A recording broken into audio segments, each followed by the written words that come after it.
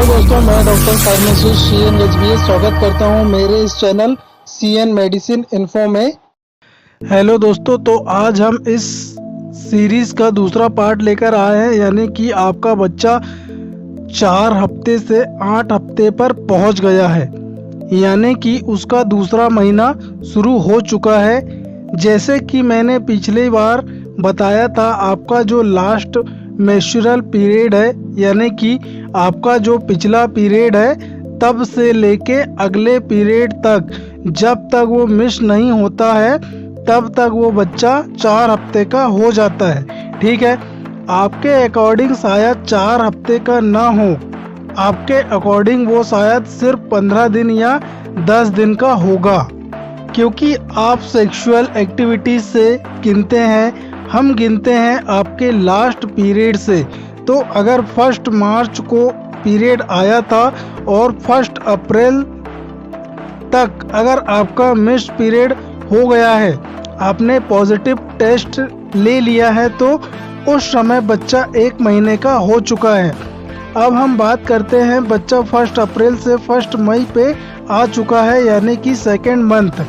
इस पूरे second month में बच्चे में क्या चेंजेस आए, बच्चे के अंदर मैंने आपको बताया था 4 हफ्ते के अंदर, यानी कि पीरियड मिस होते होते आपके बच्चे का हार्ट बन जाता है, हार्ट बीट शुरू हो जाती है, जो कि दिखती 1-2 हफ्ते बाद है, क्योंकि सोनोग्राफी इतनी जल्दी उसको पिकअप नहीं कर पाती है। ठीक है, साथ ही अब दूसरे महीने में उसके छोटे छोटे नाक, कान, आंखें, कुछ कान के पीछे पिंपल्स, कुछ नाक के होते हैं। ठीक है दोस्तों, कुछ लिम्ब वर्ड्स भी होते हैं, तो बहुत ही टाइनी सा एक बच्चा होता है, जिसके अंदर छोटे छोटे एक वर्ड्स निकली शुरू हो जाती है, जैसे कि प्लांट्स के वर्ड्स निकलते हैं। ठीक है, आपके अंदर क्या चेंजेस आते हैं, अब मैंने जैसे पिछली बार बताया था कि शुरू में एकदम से मिस्ड, आपके अंदर क्या चेंजेस आते हैं। अब मैंने जैसे पिछली बार बताया था कि शुरू में एकदम से मिस्ड पीरियड होने के बाद एकदम से मिथनी, उल्टी नहीं आती है, क्योंकि हार्मोन्स का लेवल बढ़ने में टाइम लगता है। धीरे धीरे आपके हार्मोन्स बढ़ते हैं, और मेन जो कल्प्रिट है वो है HCG जब बढ़ना शुरू होता है 8 हफ्ते के अराउंड, आपकी बॉडी के अंदर जो ओवरी है, जो अंडाशय है जिसमें से अंडा निकला था, वो अभी तक सारे हार्मोन्स बना रहा था। अब क्योंकि 8 हफ्ते हो चुके हैं, 2 महीना खत्म हो रहा है, तो इस 2 महीने के अंदर चेंज होता है। ये जो अंडाशय है इसका काम खत्म, ये अब खत्म हो जाता है, धीरे धीरे ओवल सारा काम करना शुरू कर देती है, यानी कि ओवल भी 4 हफ्ते 5 हफ्ते पे अच्छी खासी बन जाती है। इसका काम शुरू होता है 8 हफ्ते के बाद, यानी कि 2 महीने के आसपास। 2 महीने के बाद इसके अंदर से सारे हार्मोन्स निकलने शुरू होते हैं। HCG, प्रोजेस्टेरॉन, जो हार्मोन्स आपको मैंने पिछली बार बताया था, ये सब अब ओवल नाल बनाएगी। अब क्योंकि ओवल ने सारे हार्मोन्स बनाने शुरू कर दिए हैं और इन हार्मोन्स का लेवल बढ़ रहा है, तो अब आपको मिथनी शुरू होगी, यानी कि आपको उल्टी जैसा लगेगा, आपको खाना खाने के बाद या खाने को देखकर स्मेल आएगी, आपको खाना बनाने का मन नहीं करेगा, मसालों से स्मेल आएगी। ये बड़ा कॉमन होता है। ज़रूरी नहीं कि प्रेगनेंसी में आपको घर का ही खाना खाना है, जो घर का बना है, जो बन रहा है वही खाना है।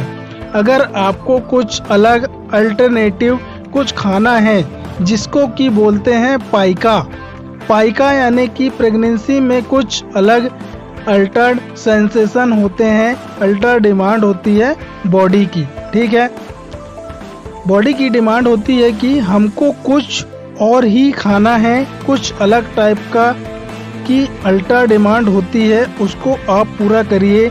डेफिनेटली हेल्दी खाना खाइए।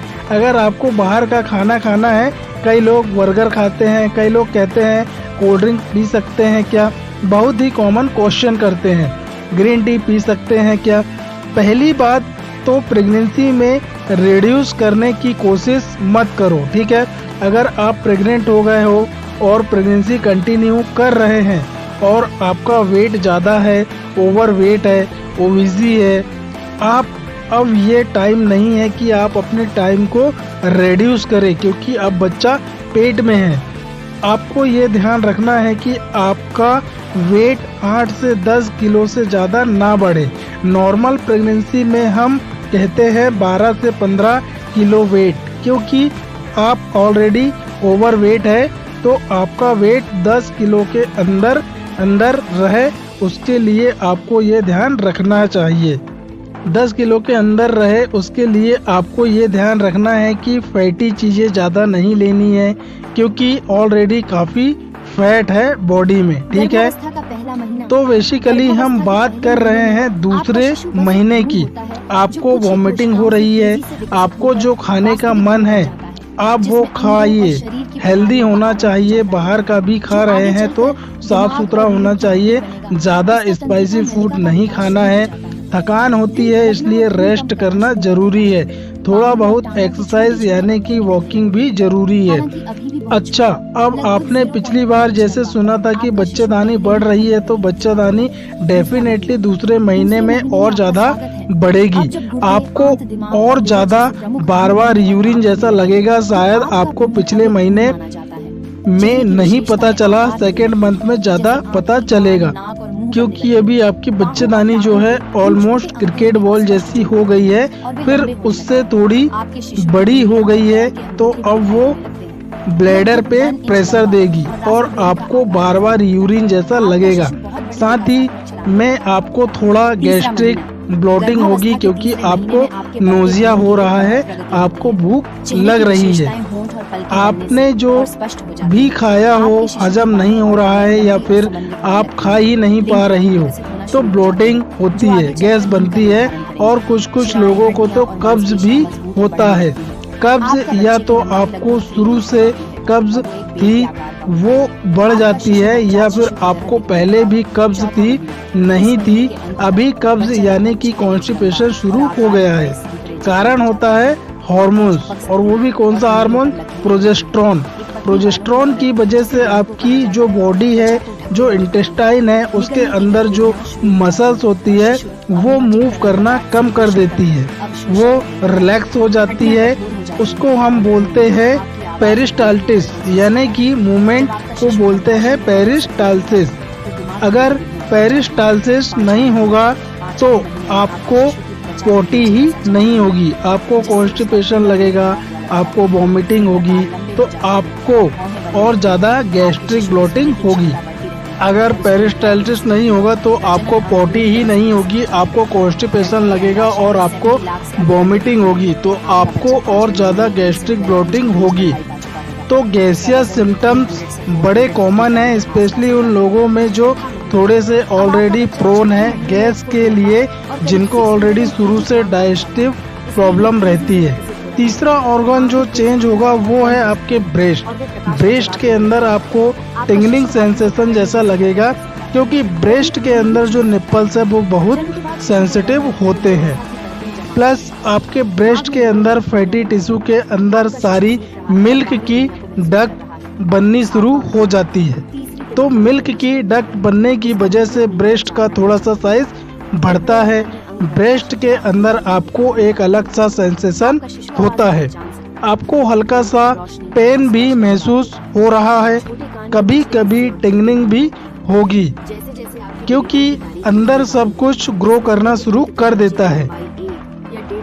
किसी किसी केस में जो एरियोला होता है, यानी कि जो ब्लैक वाला हिस्सा होता है निप्पल्स के अराउंड, उसके अंदर छोटे छोटे पिंपल्स जैसे दिखने शुरू हो जाते हैं, ठीक है।